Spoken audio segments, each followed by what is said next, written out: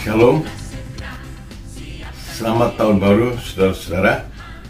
Pada sore ini saya ingin mengajak saudara melihat kenyataan bahwa tahun 2025 ini yang kemarin atau tadi malam dirayakan dan pesta tahun baru yang meriah di seluruh dunia, pada dasarnya tidak baik-baik saja. Ada bayangan suram, awan gelap menutupi seluruh dunia, baik itu peperangan, krisis ekonomi, krisis politik. Lalu bagaimana dengan kita? Saudara, kita bisa menjadikan tahun 2025 ini sebagai tahun yang terbaik bagi kita. Bagaimana kalau kita menjalani hidup sebagai yang dinasihatkan oleh Tuhan, dalam hal ini oleh Rasul Paulus di dalam Filipi pasal 1 mulai ayat yang ke-20. Begini katanya, sebab yang sangat kurindukan dan kuharapkan ialah bahwa aku dalam segala hal tidak akan beroleh malu, melainkan seperti sedia kala, demikian pun sekarang Kristus dengan nyata dimuliakan di dalam tubuhku, baik oleh hidupku maupun oleh matiku. Karena bagiku hidup adalah Kristus dan mati adalah keuntungan. Tetapi jika aku harus hidup di dunia ini, itu berarti bagiku bekerja memberi buah. Jadi mana yang harus kupilih?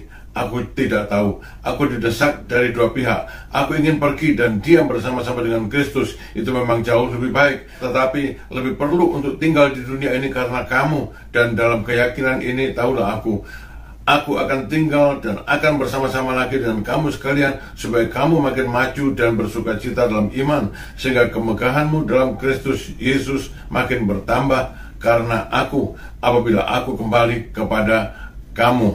Dalam ayat-ayat ini Rasul Paulus berkata, bagiku hidup adalah Kristus. Apa artinya? Dan bagaimana caranya? Artinya, hidup Rasul Paulus dalam hal ini, hidup saudara dan saya seharusnya berpusat pada Kristus, berpusat pada keinginannya, dan berpusat pada perintahnya. Apakah bisa? Saya punya keinginan, ya, saya punya kemauan. Kalau hidup saya berpusat pada keinginan, pada kemauan, dan pada perintah Kristus, bagaimana dengan keinginan dan kemauan saya?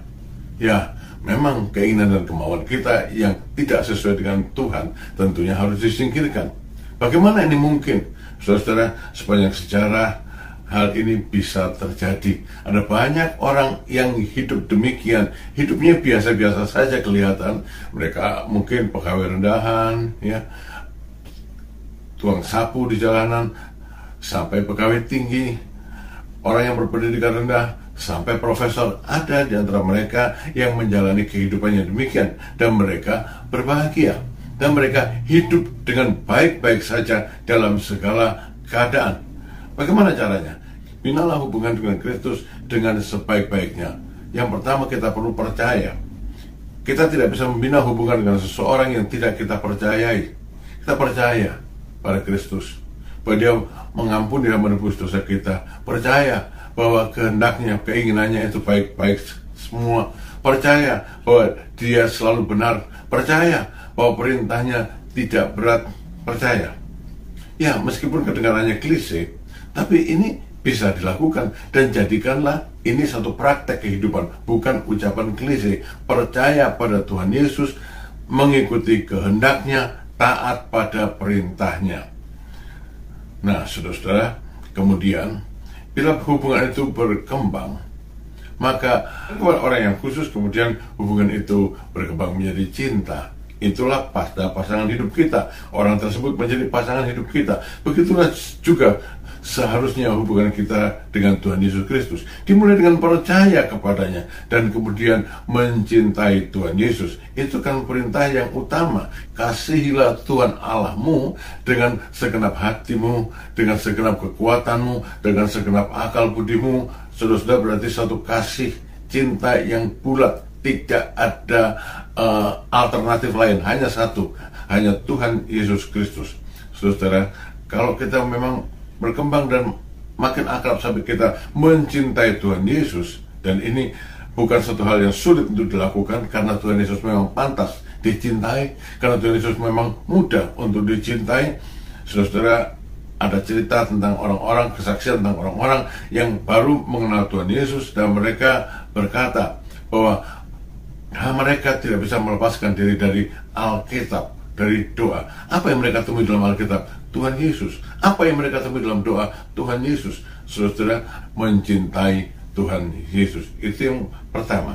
Kemudian saudara, kepada orang yang kita cintai, kita mudah untuk taat, untuk memenuhi keinginannya. Bahkan saudara, kalau saya mencintai seseorang, saya bisa mengerti juga keinginannya. Saya bisa mengerti apa yang menyenangkan hatinya. Begitulah dengan Tuhan Yesus. Itu sebabnya dikatakan dalam Alkitab, firman yang menyatakan kehendak Tuhan itu sebetulnya tidak jauh. Ada di bibirmu, ada di hatimu. Di bibir dan di hati siapa? Orang yang mencintai Tuhan.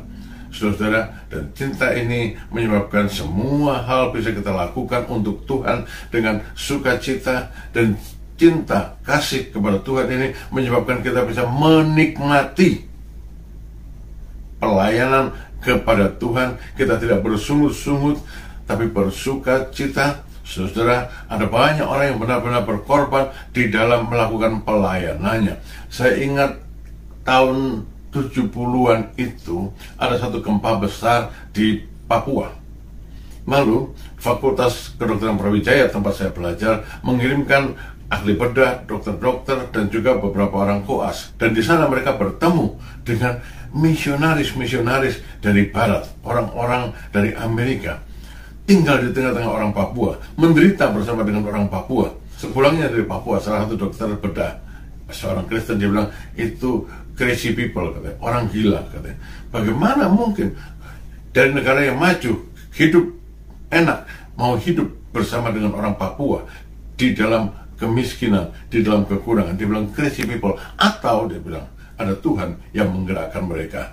Mereka mencintai Tuhan. Ini jawaban yang tepat. Mereka mencintai Tuhan, lalu hidup bersama dengan orang Papua di tengah kemiskinan, kekurangan. Di Amerika mereka hidup di abad 20, di Papua mereka hidup kembali ke abad 13 atau 12. Tapi mereka bersuka cita, sebab mereka melakukannya dengan kasih kepada Tuhan. Saudara, melakukan dengan kasih kepada Tuhan menyebabkan kita tidak bersungut-sungut, tapi kita menikmati perintah-perintah Tuhan. Dan ini artinya, saudara, kita melekat pada Tuhan. Begitu akrabnya kita melekat kepada Tuhan. Dan hubungan kita dengan Tuhan Yesus itu selain diumpamakan sebagai hubungan mempelai laki-laki dan mempelai perempuan, juga diumpamakan sebagai hubungan pokok dan cabang. Apa yang ada dalam pokok itu juga mengalir masuk ke dalam cabang, ke dalam ranting yang terkecil sekalipun, kalau itu melekat pada pohon. Saudara-saudara, begitulah jikalau kita dalam posisi akrab, benar-benar akrab dengan Tuhan Yesus, melekat pada Tuhan Yesus, maka apa yang ada pada Tuhan Yesus itu mengalir ke dalam kehidupan kita dan kita menikmatinya. Begini saudara, selama Tuhan Yesus di dunia, Tuhan Yesus memang tidak pernah kaya, tapi Tuhan Yesus tidak pernah kekurangan, selalu berkecukupan. Begitulah juga dengan kita. Kalau kita melekat pada Tuhan Yesus, selama Tuhan Yesus di dunia, Tuhan Yesus tidak pernah bersalah, tapi selalu mengampuni orang yang bersalah. Begitulah juga dengan kita. Kita pernah bersalah, tapi kita dengan rela, dengan sukacita juga mengampuni orang yang bersalah kepada kita, sebab kita diampuni. Tuhan Yesus tidak pernah menerima belas kasihan, tapi Tuhan Yesus selalu berbelas kasihan. Begitu pula dengan kita, kalau kita melekat pada Tuhan Yesus, kita berbelas kasihan kepada orang-orang menderita yang ada di sekeliling kita. Itu artinya kita hidup berkecukupan, dalam tanda petik, ya, berkecukupan sesuai dengan kadar yang Tuhan karuniakan kepada kita. Lalu kita berbelas kasihan, menjadi berkat. Atau Rasul Paulus berkata tadi, berbuah. Iya, berbuah itu adalah satu keniscayaan dan bukan hal yang sulit bagi orang yang melekat pada Tuhan Yesus, karena memang dia akan berbuah. di dalam Tuhan Yesus Kristus. Berbuah berarti menjadi berkat, berbuat kebaikan pada orang lain. Berbuah berarti hidupnya berguna baik bagi Tuhan dan bagi manusia. Dan Rasul Paulus berkata, aku ingin supaya aku tidak beroleh malu. Kenapa tidak malu? Sebab hidupnya berguna, sebab hidupnya berbuah. Dalam hal demikian juga, saudara-saudara, kita hidup, menikmati hidup ini, tapi juga kalaupun mati, Rasul Paulus bilang oke juga, karena itu berarti aku pergi dan tinggal bersama Kristus. Tapi, kata Rasul Paulus, aku lebih suka hidup di tengah-tengah kamu untuk berbuah. Hidup ini indah, hiduplah dengan baik, melekatlah pada Kristus, berbuahlah, nikmati apa yang ada pada Kristus, berbuahlah. Lalu, kalau Tuhan panggil, puji Tuhan juga, sebab itu berarti untuk hidup bersama dengan Tuhan Yesus Kristus di rumah Bapa. Saudara, selamat tahun baru. Semoga tahun 2025 ini menjadi tahun yang terbaik yang pernah saudara alami. Terima kasih sudah mengikuti renungan senja ini. Tuhan Yesus memberkati saudara semua. Amin.